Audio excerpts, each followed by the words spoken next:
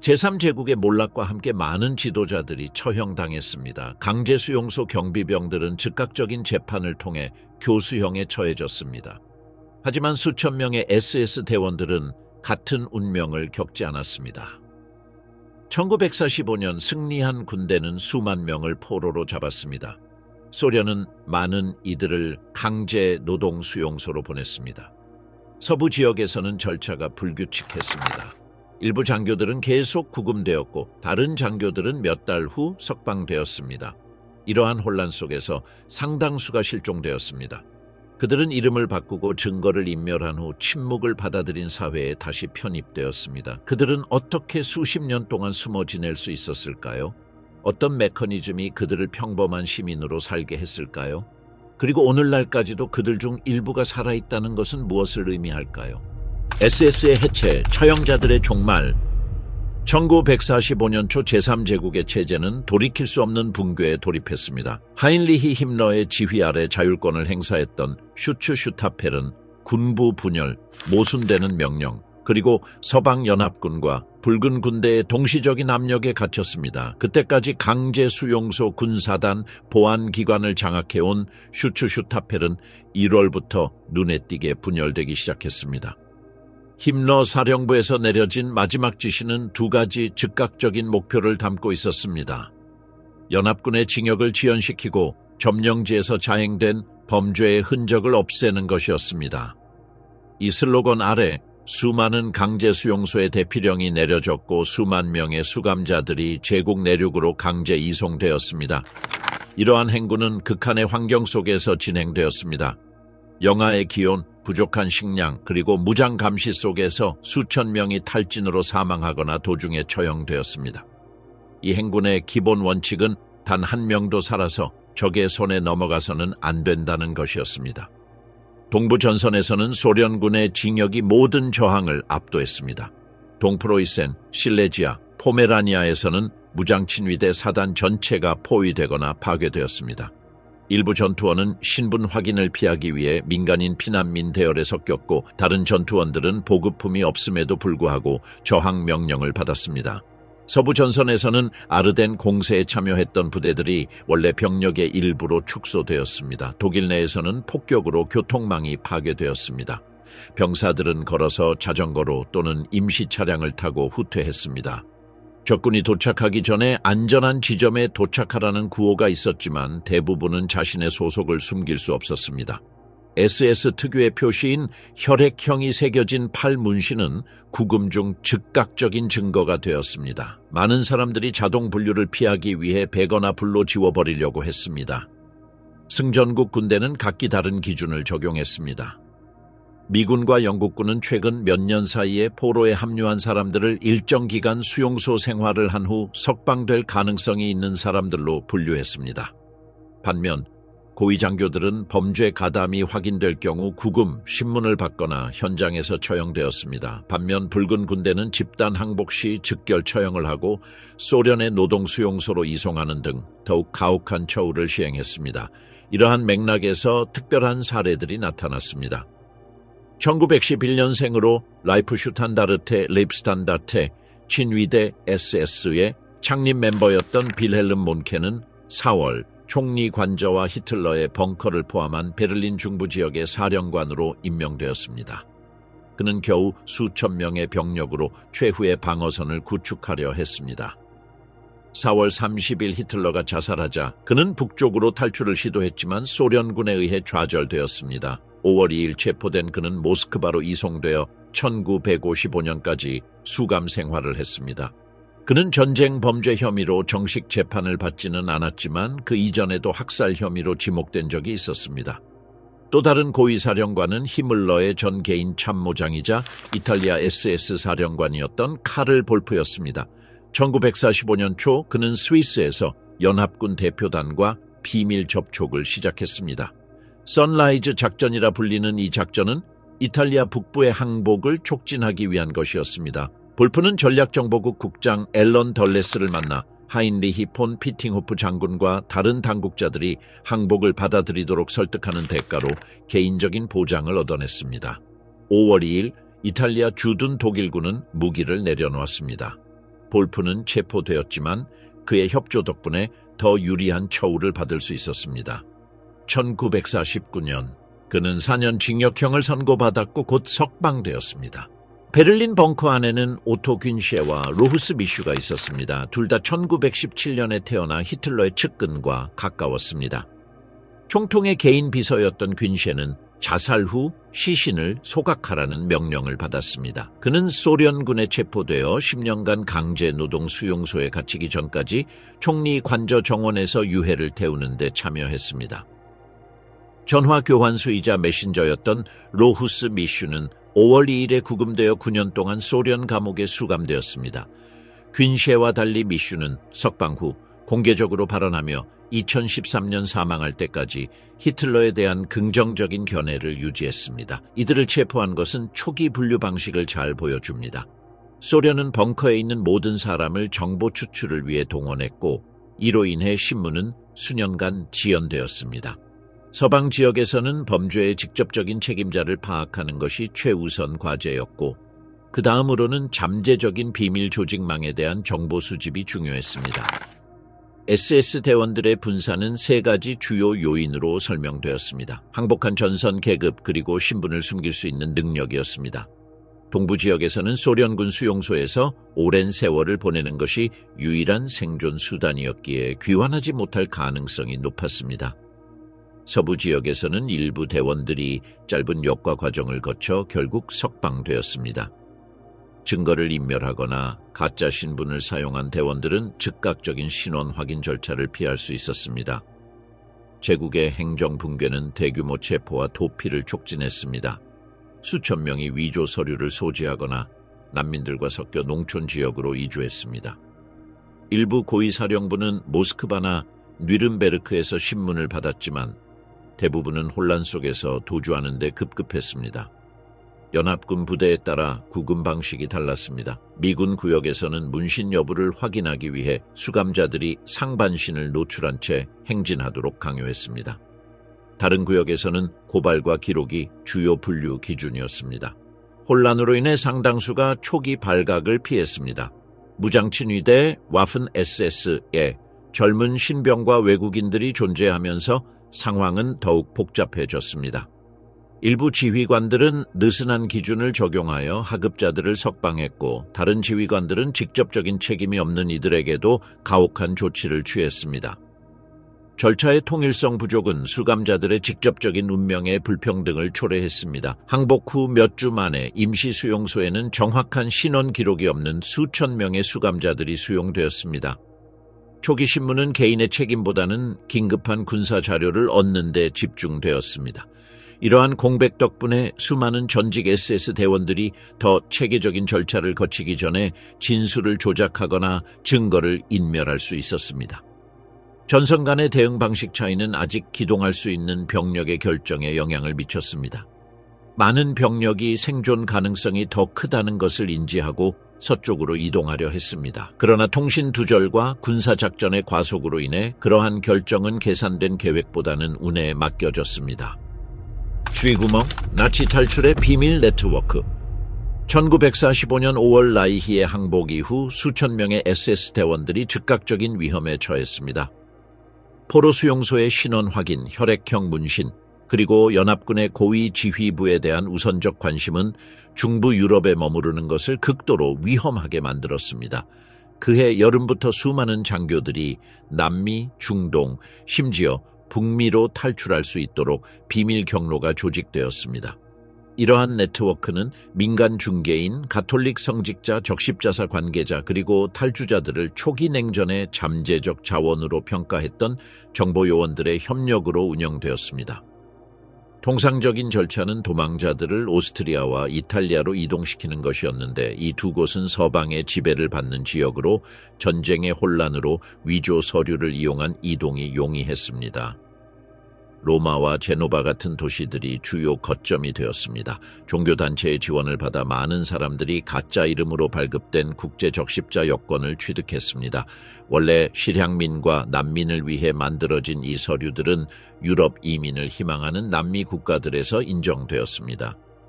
후안 도밍고 페론 정부 시절 아르헨티나가 주요 목적지가 되었고 그 뒤를 이어 칠레, 파라과이, 브라질이 뒤따랐습니다.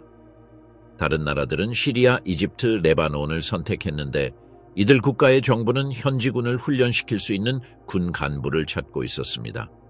알로이스 브루너는 가장 대표적인 사례 중 하나입니다. 1912년에 태어난 그는 프랑스, 그리스, 슬로바키아의 유대인 공동체 추방에 아돌프 아이히만의 긴밀한 협력자였습니다. 전쟁 후 그는 실수로 사망한 것으로 기록되었지만 실제로는 위조된 서류를 사용했고 심지어 점령된 독일에서 미군의 운전병으로 일하기도 했습니다. 1954년에는 전직 아베어, 아프웰 요원들과 라인하르트 겔렌, 라인하르트 게일렌의 조직과 연계된 네트워크를 통해 적십자 문서를 입수하고 이집트로 도피했습니다. 마침내 그는 거르크 피셔, 거피셔 박사의 신분으로 시리아에 정착하여 정권의 군사 및 정보 고문으로 활동했습니다. 수십 년 동안 그는 범죄인 인도 요청에도 불구하고 시리아 보안기관의 보호를 받았습니다. 그는 모사드의 소행으로 추정되는 공격의 표적이 되어 영구적인 부상을 입었고 재판도 받지 못한 채 20년경 시리아에서 사망한 것으로 추정됩니다. 에리히 프리브케는 성공적인 정착의 또 다른 사례를 보여줍니다. 1913년에 태어난 그는 1944년 3월 로마 아르데아틴의 동굴 학살 사건에 가담하여 335명의 인질을 처형했습니다. 1945년에 체포된 후 이듬해 포로 수용소에서 탈출하는 데 성공했습니다. 그는 크로아티아 사제들과 로마의 비밀 조직원들의 지원을 받아 위조 서류를 확보하고 아르헨티나로 도피했습니다. 그는 바릴로체에 정착하여 상인으로 일했고 나중에는 독일 학교 교장으로 일했습니다. 그는 거의 50년 동안 아무런 간섭 없이 공직 생활을 했지만 1990년대 언론의 탐사 보도를 통해 그의 실체가 드러나고 그의 과거에 대한 논쟁이 다시 불거졌습니다. 렁 드그렐의 사례는 또 다른 변이를 보여줍니다. 1966년 벨기에에서 태어난 그는 렉시스트 운동을 창설하고 이후 왈롱 군단을 조직하여 무장 친위대에 편입되어 소련에 맞서 싸웠습니다.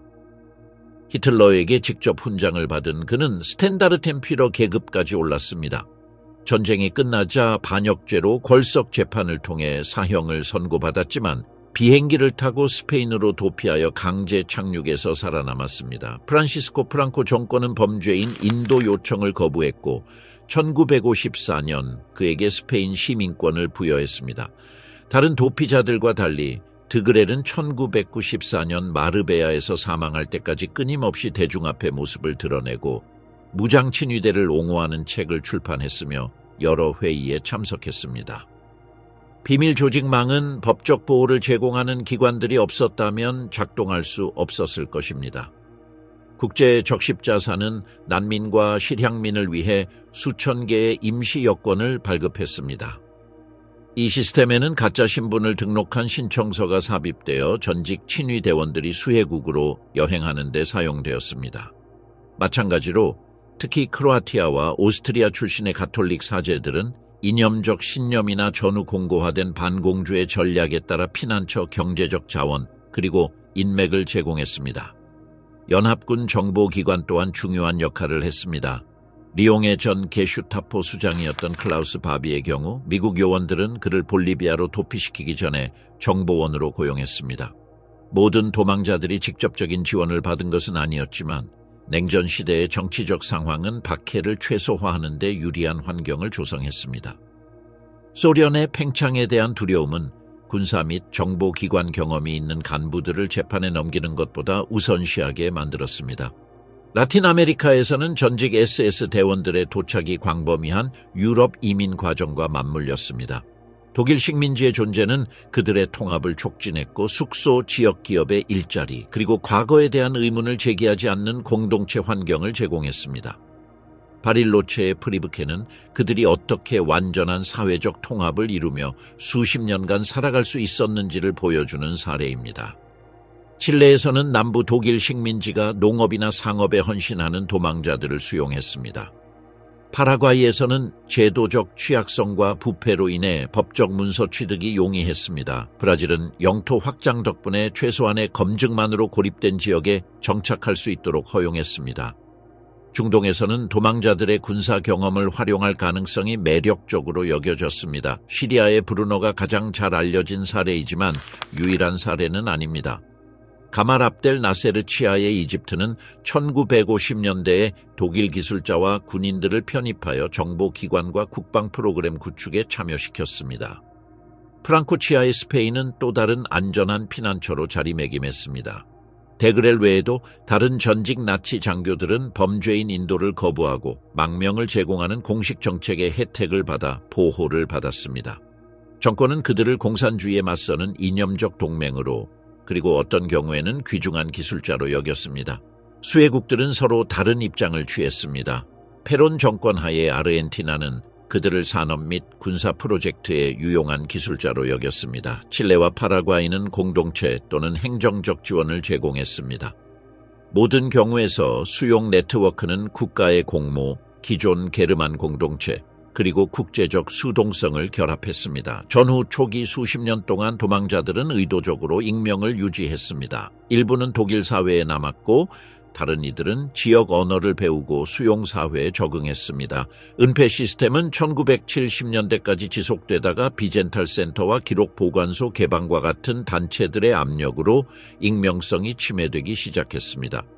그럼에도 불구하고 25년 동안 수십 명의 전 SS 대원들은 먼 나라에서 간섭 없이 살았습니다. 위조 문서, 수용 지역 사회, 그리고 블록 대결로 인해 박해가 제한되었던 국제적 환경의 보호를 받았습니다.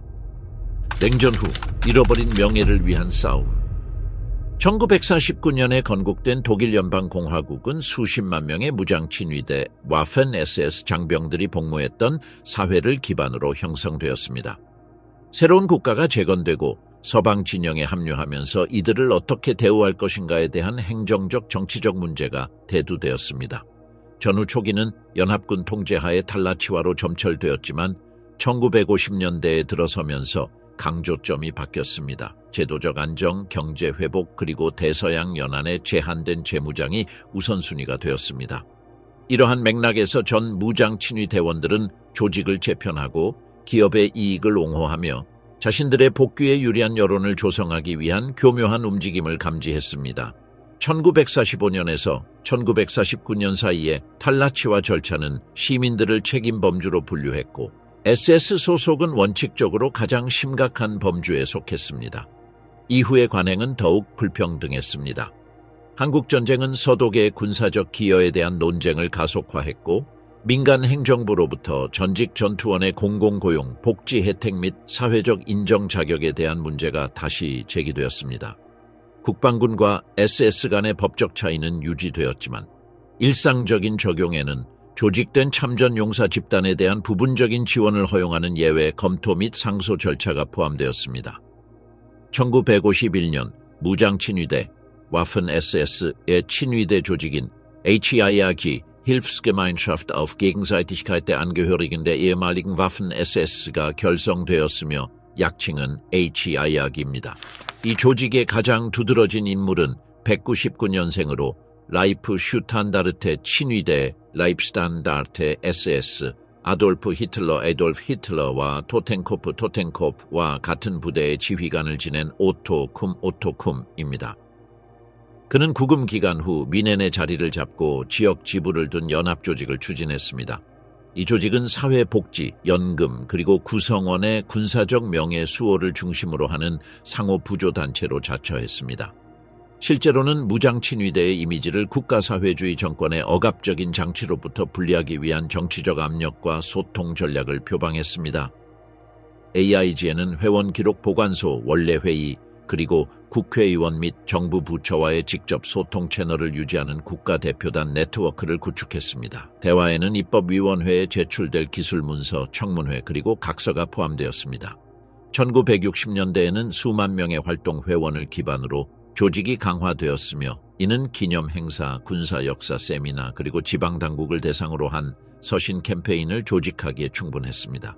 대중의 관심을 끌기 위해 참전 용사들이 행사와 시민 공간에서 활동하는 것을 정상화하는 데 주력했으며 내부 담론은 최전선 전투원과 박해 및 학살 조직을 분리해야 한다고 주장했습니다. 선전 요소가 핵심적인 역할을 했습니다. 1966년 오스트리아에서 태어난 에리히 케르는 언론 경험과 편집 능력을 발휘했습니다. 1948년까지 포로 수용소를 거친 후 그는 회고록, 작전 기록, 그리고 무장친위대의 규율, 희생, 그리고 전술적 효율성을 옹호하는 관점의 에세이를 출간하는 데 전념했습니다. 그의 글은 자유의지, 디 프라이윌리게를 비롯한 관련 잡지와 파울 하우저나 펠릭스 슈타이너와 같은 고위 장교들의 증언을 전문으로 다루는 문인 출판사 문인벨락에 게재되었습니다. 그의 논설은 참전 용사들이 정권의 범죄 계획 및 처형과는 무관한 전통적인 군인으로서 싸웠으며 전후 행정적 차별을 받았다는 점을 재차 강조했습니다. 이 설명은 세 가지 작전 축을 중심으로 유지되었습니다.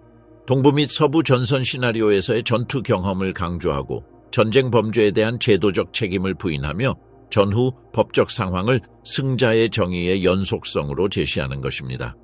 전투 에피소드 선택은 전통적인 작전을 선호하는 반면 반당파 활동, 추방, 그리고 기록된 학살에 대한 개입은 생략하거나 상대화했습니다. 군사 역사에 관심 있는 전후 독자를 대상으로 한 이 전략은 부대 데이터, 지도, 조직도를 활용하여 SS 분과 간 분리 이론의 기술적 근거를 제공했습니다. 하이에이지 활동과 병행하여 구금자와 도망자에 대한 법적, 경제적 지원을 중심으로 하는 개별적인 사업들이 운영되었습니다. 1951년에 설립되어 하인리히 힘러의 딸인 구드룬 브루비츠와 연계된 전쟁 및 내전 지원 스타일 힐페 für Kriegsgefangene und Internierte 가는 변호사 수임료, 가족 지원, 그리고 중요한 사건들의 변호 조정을 위한 개인 기부금을 전달했습니다. 법학자, 성직자, 그리고 우익단체들과의 접촉은 프랑크푸르트에서 열린 아우슈비츠 재판과 같은 재판의 피고인들과 해외에 있는 도망자들을 위한 지원 캠페인을 위한 영구적인 체계를 제공했습니다. 이러한 네트워크는 구체적인 사법적 결과를 지향하는 이면 활동을 통해 하이에이지의 공적 활동을 보완했습니다. 국가 연금 수급권이 마찰의 원인이 되었습니다. SS를 범죄 조직으로 간주하는 바람에 초창기에는 참전 용사들이 독일 국방군과 동일한 혜택을 받는 것이 막혔습니다. HIA에게 조직적인 압력으로 1953년부터 일부 연방주에서는 규범적 해석과 조정을 통해 정규군과 동등한 복무 경력을 인정받은 특정 전직 무장친위 대원들에게 혜택을 제공했습니다. 그 결과 완전한 평등은 이루어지지 않았지만 수천 명의 지원자들이 경제적 지원을 받을 수 있도록 하는 일련의 행정 결의안들이 제시되었고 이는 협회의 동원 능력을 강화했습니다. 공공영역과의 상호작용에는 제복을 입은 참전 용사들이 참석하는 기념행사, 퍼레이드, 그리고 컨퍼런스가 포함되었습니다. 이러한 행사들은 언론에서 주기적으로 논란을 불러일으켰고 시민단체와 정치권에서는 무장 친위대 와펜 SS와 친위대 SS의 미화적 구분을 비난하는 부정적인 반응을 불러일으켰습니다. 언론의 논쟁으로 인해 지방당국은 공공기억 프로토콜의 범위를 정해야 했고 대학과 학교는 조직의 주장을 문자 그대로 또는 암묵적으로 재현하는 교육 자료를 검토해야 했습니다. 그럼에도 불구하고 하이에이지 출판물은 전문 서점과 군사 잡지 가판대에서 계속 유통되어 안정적인 독자층을 확보했습니다. 1960년대 중반부터 새로운 세대의 역사가들과 영향력 있는 사법 절차의 등장으로 상황은 변화했습니다. 1963년에서 1965년 사이에 프랑크푸르트에서 열린 아우슈비츠 재판은 SS 전투원 포함을 강제 추방 및 학살 시스템과 체계적으로 연결시키는 기록과 증언들을 공공공간에 공개했습니다. 학계 비평은 전통적인 전투와 국가 범죄를 구분하는 기준에 의문을 제기했고 언론의 탐사는 전투 기록과 구조 및 기능을 넘나드는 명령, 작전 일지, 인사 명단을 대조하기 시작했습니다. HIAG는 특히 1943년부터 전선 군인 경험과 후기 징집 사례에 대한 강조를 유지했습니다. 그러나 사법 문서 노출로 인해 전국 포럼에서의 효용성이 감소했습니다. 조직은 사회 지원 및 기념 사업은 지속되었지만 의제 설정 능력은 약화되었습니다. 에리 케른의 자료는 편집이 계속되었지만 점차 축소된 순회구에 국한되었습니다. 오토쿰은 언론 참여가 줄었지만 여전히 활발하게 활동했고 HI학의 지역 조직은 회의, 내부 게시판, 연례 기념 행사 일정을 유지했습니다. 1970년대와 1980년대에 걸쳐 서독사회는 토론의 틀을 수정했습니다. 유럽통합사회국가 공고화 그리고 교육 정책의 확대는 더욱 비판적인 과거 해석을 선호했습니다. 광범위한 수정주의적 서사의 공간은 좁아졌습니다. 대학 출판사와 연구소들은 국가기록보관소와 문서 컬렉션을 통해 무장친위대와 점령지에서의 치안, 탄압, 그리고 학살 작전 사이의 유기적 연관성을 재구성하는 연구들을 발표했습니다. 그 결과 1970년대 후반에 이르러 더욱 두드러지게 하이에이지는 광범위한 공개 토론에서 역사적 논쟁의 주변부로 이동했습니다. 연금 문제와 공공고용 자격 문제는 개별 파일에서 해결되었고 국제 정치 공론화를 피하는 청문회와 기술적 의견 수렴이 이루어졌습니다. 참전 용사들의 연령, 시간 경과 그리고 주요 간부들의 손실은 조직의 전망을 제한했습니다. 스틸레 힐페는 사회 분위기를 바꿀 역량 없이 정시 지원으로 개별 활동을 지속했습니다. 언론은 참전 용사들의 공개 행사를 더욱 신중하게 다루었고 학생회, 추모단체, 시민단체들은 전시, 추모 장소 방문, 학교 프로그램을 포함하는 반추모 일정을 통합했습니다. 80년대 말 이러한 모든 역학관계로 인해 50년대와 60년대의 공공장소에서의 주변부 존재에 대한 공개적인 압력에서 관심이 다른 곳으로 옮겨갔습니다. SS 부서 간 분리서사는 참전용사 모임과 전문 출판물에서는 지속되었지만 그 밖에서는 정당성을 잃었습니다. 새로운 사법조사 준비, 검찰과 기록보관소 간의 협력, 그리고 늦게 수사된 범죄를 기소하기 위한 법리 개발은 이후 10년 동안 다른 주기를 예고했습니다. 서독은 냉전 종식 시점에 이르러 더욱 체계화된 기념 공간과 참전 용사협회의 자기 정당화에 대한 대중의 인식이 덜 침투하게 되었습니다. 숨겨진 삶들, 처형자들의 귀환. 전쟁 후 수십 년이 흐르면서 상당수의 전직 무장친위대 와펜 SS 및 기타 SS 소속 군인들은 사법적 감시를 받지도 참전용사협회에도 가입하지도 않았습니다. 그들은 다른 길을 선택했습니다. 사회생활에 조용히 복귀하여 수입을 안정시키고 신원을 쌓고 어떤 경우에는 과거를 처음부터 드러내지 않고도 대중의 악명을 떨쳤습니다. 이러한 궤적은 20세기 상당 기간 동안 유럽 사회의 광범위한 계층이 국가사회주의 기구와 연루된 개인들과 어떻게 공존했는지를 보여줍니다. 그들의 이력을 지속적으로 엄격하게 조사하지도 않았습니다. 1925년에 태어난 베르나르트 하이지는 17세에 무장친위대에 자원 입대하여 동부 전선에서 싸웠습니다. 포로로 잡혔다가 풀려난 후 그는 훗날 동독의 일부가 될 지역으로 돌아왔습니다. 그는 화가로서의 수련을 시작했고 50년대의 사회주의 리얼리즘을 장려하는 문화체계 속에서 경력을 쌓았습니다. 그의 작품은 반파시스트 투쟁과 관련된 역사적 장면, 초상화, 모티프를 긴장감 넘치는 인물과 음울한 풍경을 포함한 조형적 언어로 표현했습니다. 그의 군 경력은 기록에서 사라지지 않고 사회주의에 이끌려 방향을 바꾼 일탈한 청년으로서 공식 기록에 통합되었습니다. 시간이 흐르면서 하이지히는 라이프치히 학파의 대표 인물이 되었고 호흐슐레 피르 그래픽 앤 부쿤스트에서 교수직을 맡았으며 동구권 여러 도시에서 전시를 열었습니다. 1989년 이후 그의 작품은 통일된 독일에서 재평가의 대상이 되었습니다. 어떤 이들에게는 세기의 단절을 번역한 예술가였고 어떤 이들에게는 철저한 과거 검토를 피했던 두 체제의 수혜자였습니다. 그의 작품은 박물관과 컬렉션에 남아있었고 그는 2011년에 라이프치히에서 사망했는데 그의 예술 이력과 젊은 시절의 궤적은 계속해서 의문을 불러일으켰습니다. 서독에서는 다른 사람들이 체계적인 침묵을 택했습니다. 1923년에 태어난 B.W. 후버는 동부 전선에서 자원봉사자로 복무했습니다. 해방 후 서독에 정착하여 1950년대에 바이엘은 지역 언론에 입문했습니다. 시간이 흐르면서 바이엘은 방송으로 옮겼습니다. 30년 동안 그는 보수적인 스타일로 거침없는 보도와 연대기를 제작하여 언론계에서 안정적인 명성을 쌓았습니다. 그의 전문 기록은 전쟁의 궤적을 반영하지 않았습니다. 1990년대에 자서전을 출간하면서 그는 SS 대원들의 책임에 대한 모호한 표현을 포함했습니다. 이러한 세부 사항은 연구자들의 관심을 끌었고 무장 친위대 더마와픈 SS 부대에서의 그의 복무를 입증하는 데 활용되었습니다. 제도적 반응은 즉각적이었습니다. 계통에서 단절되고 대중적 인지도가 하락했으며 다수파에서 직책이 박탈되었습니다. 그는 2000년 초에 사망했으며 지역 언론에는 거의 보도되지 않았습니다. 그의 사례는 서독문화기관에 대한 확고한 소속감이 다큐멘터리를 통해 드러나기 전까지 수십 년 동안 표면화되지 않고 유지될 수 있었던 방식을 보여줍니다.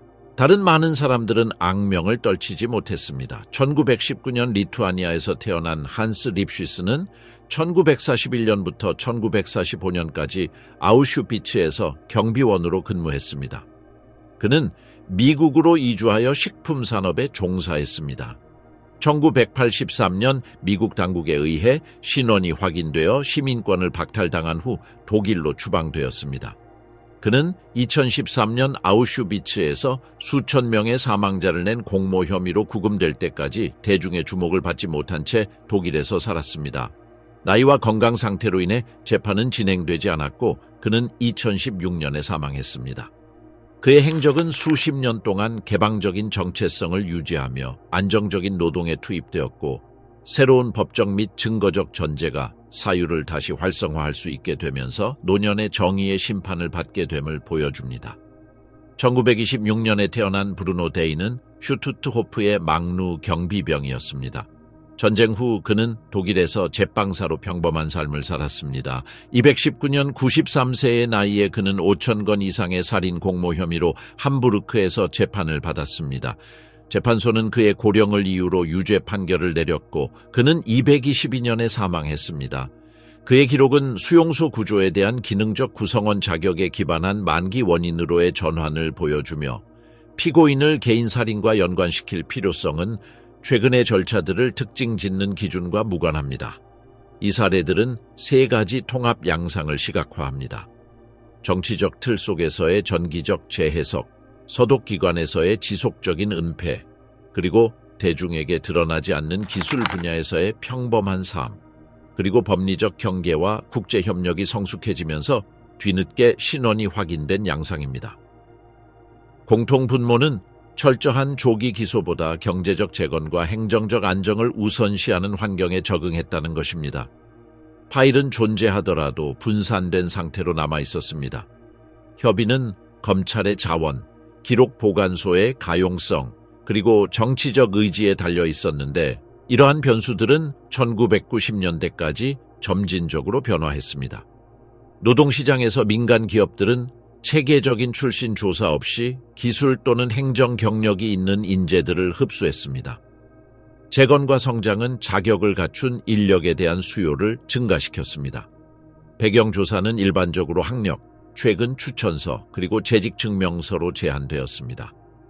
전쟁 중 위태로운 역사를 가진 조직에서는 과거 책임에 대한 논의를 재개하지 않으려는 인센티브가 이력을 심층적으로 조사하려는 경향을 더욱 약화시켰습니다. 공공부문, 특히 지방정부 차원에서는 공식적인 필터가 존재했지만 서비스 요구, 연방정부 간의 협력 부족, 그리고 기록의 단편적인 특성으로 인해 그 강도가 불균등하게 적용되었습니다.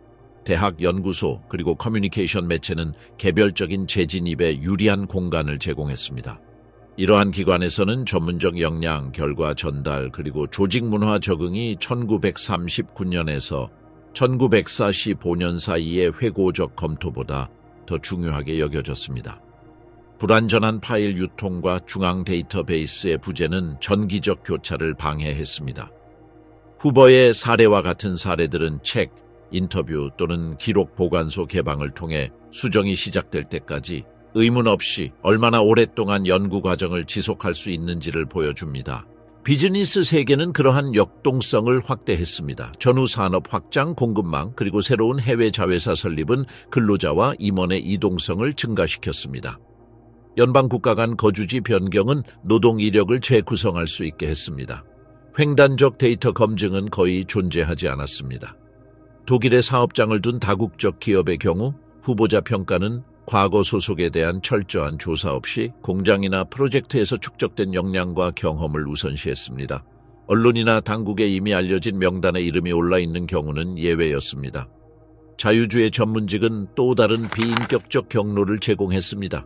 의사, 변호사, 엔지니어, 건축가들은 지역적 명성을 바탕으로 개인 상담과 연구를 진행했고 입소문과 개별 광고를 통해 소개되었습니다. 전문대학 회원 자격에는 자격증이 필요했지만 항상 과거 감사 이력을 의미하는 것은 아니었습니다. 이러한 틀 속에서 배경이 취약한 사람들은 수십 년 동안 아무런 방해 없이 활동했습니다. 가족 생활과 사교 환경은 침묵을 유지하는 데 기여했습니다. 결혼, 친족 관계, 그리고 지역사회는 일, 주택, 그리고 자녀 교육을 중심으로 재구성된 삶의 모습을 안정시켰습니다. 가정 내 이야기는 전쟁에 대한 언급을 최소화하거나 군 복무에 대한 일반적인 암시로 대체했습니다. 많은 소규모 자치단체에서 상호 지식은 문의를 피하기 위한 암묵적인 합의를 이끌어냈습니다. 지역사회의 기억은 책임 수정보다 경제적, 행정적 삶의 연속성을 우선시했고 이러한 선언은 주인공 세대가 지역사회 협회, 클럽, 협의회에서 지위를 유지하는 동안 더욱 강화되었습니다. 세대 변화는 이러한 경향을 부분적으로 변화시켰습니다. 1960년대부터 학생운동, 새로운 학술 연구, 그리고 영향력 있는 사법 절차는 기존의 전기의 긴장감을 조성하는 문서화와 연구 결과를 도입했습니다. 그러나 그 무렵에는 관심 있는 많은 사람들이 은퇴했거나 외부에 노출되지 않은 직책에서 자신의 전문적 정체성을 공고히 했습니다.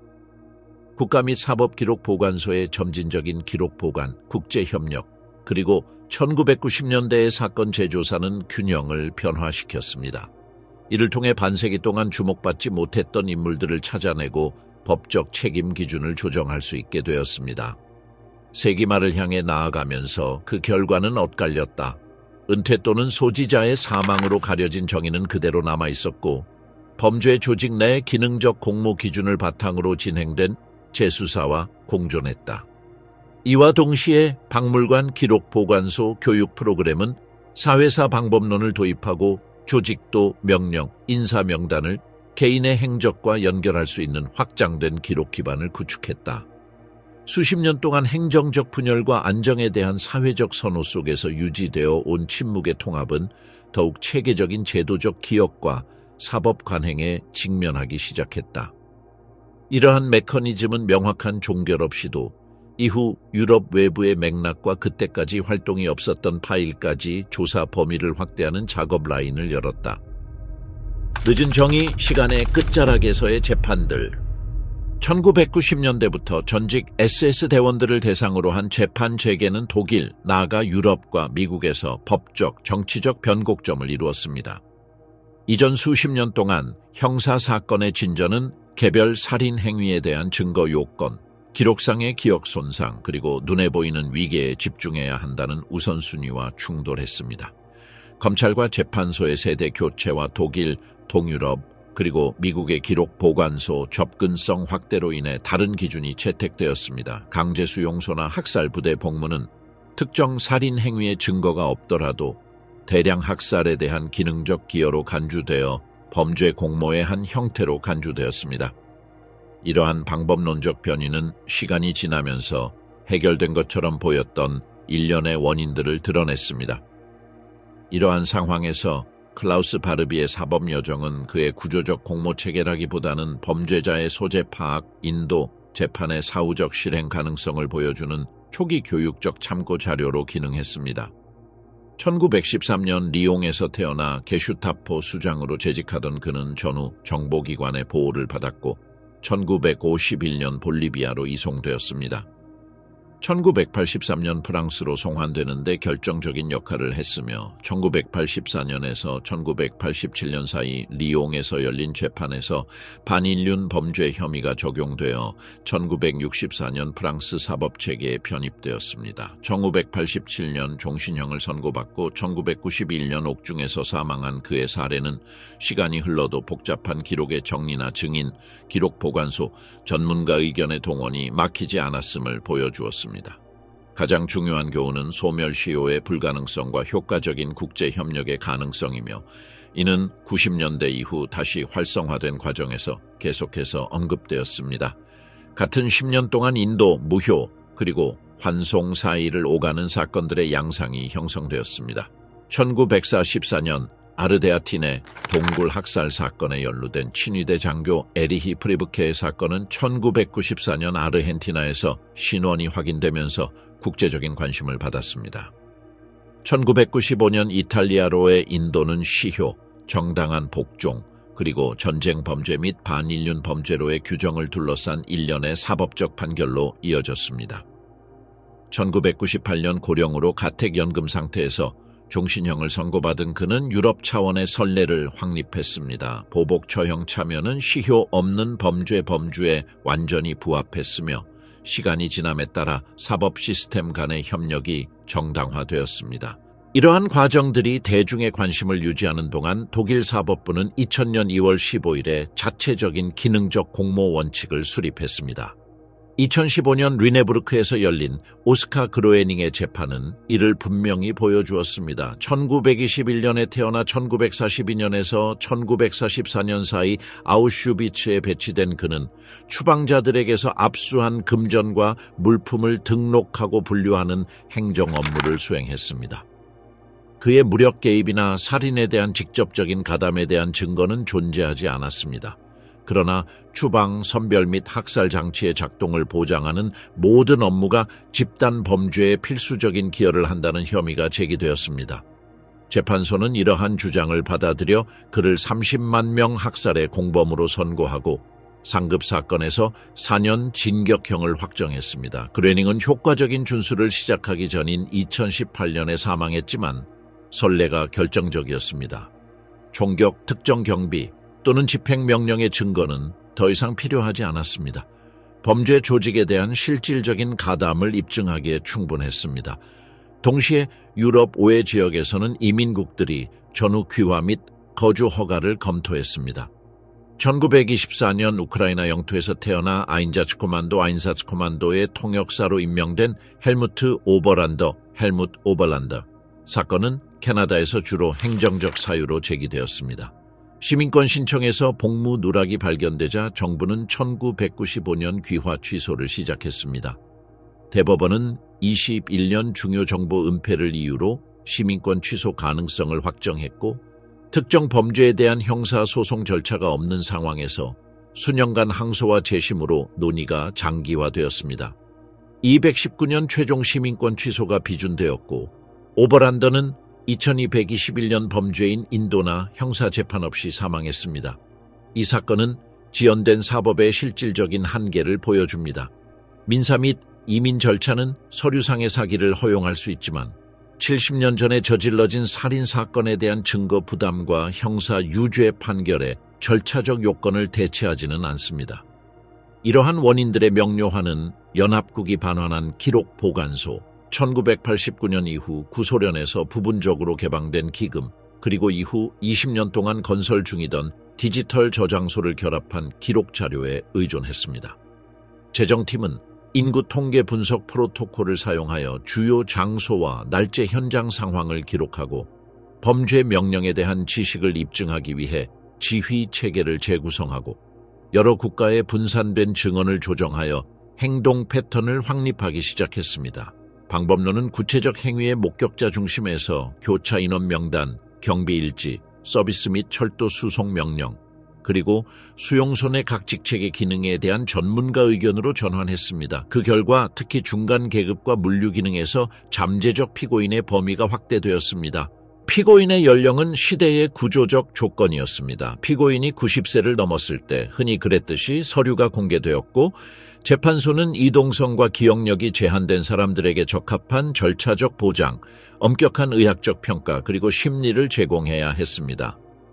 여러 사건에서 후유증으로 인해 사망으로 인한 집행유예 또는 기소가 이루어졌고 다른 사건에서는 집행유예에 이르지 않는 형량이 선고되기도 했습니다. 선고의 상징적 차원, 즉 이름을 붙이고 책임을 지우고 근거 있는 형량을 선고하는 것이 형벌의 효과적인 준수보다 더 큰 비중을 차지하게 되었고 이는 비례성, 유용성 그리고 생물학적 한계에 도달했을 때에도 형사소송을 계속해야 한다는 인식에 대한 공론을 불러일으켰습니다.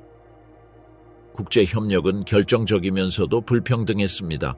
이탈리아는 아르헨티나에서 프리브케의 신병 인도를 확보했고 프랑스는 볼리비아에서 바비를 데려왔으며 독일은 미국과 캐나다의 소송 절차와 공조하여 추방되거나 귀화한 사람들의 소재를 파악하고 서류를 작성하고 필요한 경우 수용했습니다. 동시에 시리아와 같은 국가들은 알로이스 브루너 사건과 같은 사건에서 결코 협력하지 않았습니다.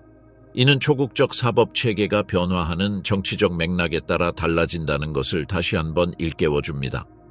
검찰은 유럽의 형사 시효 정지 제도부터 북미의 민사 이민 경로에 이르기까지 다양한 법적 체계에 맞춰 전략을 조정해야 했으며 관할권, 정치 환경, 증거 가용성에 따라 결과가 다르게 나타났습니다. 변호인들은 새로운 틀에 맞춰 주장의 방향을 조정했습니다. 1990년대에는 직접 가담을 논의하는 것이 여전히 일반적이었지만 2000년대에는 기능적 공모가 공고화되면서 신체적 또는 인지적 무능력, 90대 노인에 대한 광범위한 재판 절차의 인도주의적 실행 불가능성, 그리고 고인이 된 피고인을 집단적 죄의 상징으로 전락시켰다는 주장에 대한 비판이 중심적인 위치를 차지했습니다. 재판소는 독립적인 의료 전문가 의견, 제한된 심리, 그리고 대량 범죄에서 물류 및 행정 기능의 형사적 관련성을 정당화하는 광범위한 동기를 제시하며 대응했습니다. 20세기 말 균형은 엇갈렸습니다. 교리를 확립하는 유죄 판결이 내려졌고 증거 평가 기준이 확립되었으며 계산원, 통역사 또는 행정관의 협력이 어떻게 산업 파괴를 가능하게 했는지 설명할 수 있는 사법교육학이 구축되었습니다. 동시에 피고인의 사망률, 증인의 취약성, 그리고 국제적 파일의 기술적 복잡성은 형벌의 실질적인 적용 범위를 제한했습니다. 초점은 기억, 교육, 그리고 기록 보관소 접근 정책으로 옮겨가기 시작했고 비록 늦고 상징적이기는 하지만 법적 책임의 확립이 문서 간 격차를 메우고 기준을 동질화하며 수십 년 동안 결정적이지 못했던 결정의 공개적 추적성을 유지하는 데 필수적인 요소라는 제도적 확신이 형성되었습니다. 사법적 기억, 기록 보관소 협력, 그리고 공적 교육이 생물학이 지속 가능한 범죄 과정을 거부했던 주역이 되는 후대의 순환을 위한 지형이 마련되었습니다.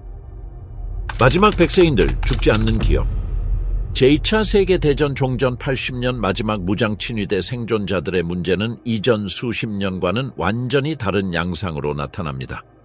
생존한 전직 대원수는 극적으로 감소했고 대다수는 100세를 넘겼으며 거의 모두 요양원이나 가족의 보살핌을 받고 있습니다. 이들은 더 이상 체계적인 사법 조사나 그들의 소재를 밝히기 위한 국제적 캠페인의 대상이 아니라 언론 보도, 지역사회 활동 또는 외교적 논쟁 등을 통해 간헐적으로 대중의 관심을 받는 고립된 존재일 뿐입니다. 그들의 기억에 대한 정치적 관리와 그들의 존재가 현대사회에 제기하는 윤리적 딜레마로 관심이 옮겨갔습니다. 2025년 현재 생존해 있는 전직 무장친위대원 수를 정확히 파악하기는 어렵습니다. 전쟁 말기에 입대했던 사람들은 현재 97세에서 102세 사이입니다. 대다수는 익명으로 살아가고 있으며 절차적 무능력이나 직접적인 증거 부족으로 이미 사법 기록이 종결되었습니다. 검찰은 생물학적 요인으로 인해 완전한 절차에 대한 기대가 제한된다는 점을 인지하고 새로운 사건을 더 이상 조사하지 않았습니다. 남은 것은 기록 보관소에 보관되어 있고 지역 언론에 가끔씩 회고되는 기록의 흔적과 단편적인 정의뿐입니다. 침묵이 지배적인 태도였습니다. 많은 사람들이 회고록을 쓰거나 인터뷰를 허락하지 않았습니다. 가족들은 언론 노출을 기피하고 주인공들 자신도 나이로 약해져서 공개적인 행사에 거의 참여하지 않습니다. 그러나 한 개인이 가시성을 확보하고 역사적 긴장을 다시 불러일으키는 예외도 있습니다. 2023년에서 2025년 사이 야로슬라프 훈카의 사례는 생존자가 어떻게 국제 정치 위기를 촉발할 수 있는지를 보여주는 사례가 되었습니다. 훈카는 1925년 당시 폴란드에 속했고 현재는 우크라이나 영토인 지역에서 태어났습니다. 1943년 그는 갈리시아로 알려진 무장친위대 척탄병 제14사단에 자원 입대했습니다. 이 부대는 소련군의 징역을 저지하고자 했던 우크라이나인들에 의해 주로 편입되었습니다. 1944년 7월 브로디 전투에서 훈카는 전멸했고 1만 5천 명의 전투원 중 약 3천 명만이 생존했습니다. 이후 슬로바키아와 발칸 반도에서 파르티잔 소탕 작전에 참여했습니다. 전쟁이 끝나자 훈카는 포로가 되어 영국으로 이송되었습니다. 이후 캐나다로 이주하여 온타리오에 정착하여 항공산업에 종사하는 한편 우크라이나 지역 사회단체에 적응했습니다. 결정적인 사건은 2023년 9월에 발생했습니다. 볼로디미르 젤렌스키 우크라이나 대통령이 캐나다를 방문했을 당시 훈카는 오타와에서 열린 특별의회에 초대되었습니다. 앤서니 로타 하원 의장은 그를 제2차 세계대전 당시 러시아에 맞서 싸운 우크라이나 영웅으로 소개했습니다. 젤렌스키 총리, 저스틴 트루도 총리 그리고 수많은 의원들을 포함한 참석자들은 그에게 기립 박수를 보냈습니다. 얼마 지나지 않아 훈카가 폴란드와 우크라이나에서 민간인을 상대로 한 범죄와 연루된 무장친위대 갈리시아 사단에서 복무했다는 사실이 밝혀졌습니다. 그는 기소되거나 유죄 판결을 받은 적은 없지만 단순히 그 부대에 소속되었다는 사실만으로도 국제적인 스캔들을 불러일으켰습니다. 유대인 단체, 외국 정부 그리고 언론들은 SS 대원에게 연계가 주어졌다고 비난했습니다. 반응은 즉각적이었습니다. 트루도는 공식 사과했고 로타는 사임했습니다. 훈카 가문으로부터 기부금을 받았던 토론토 대학교는 기부금을 반환하고 그의 명의로 설립된 기금을 해산했습니다.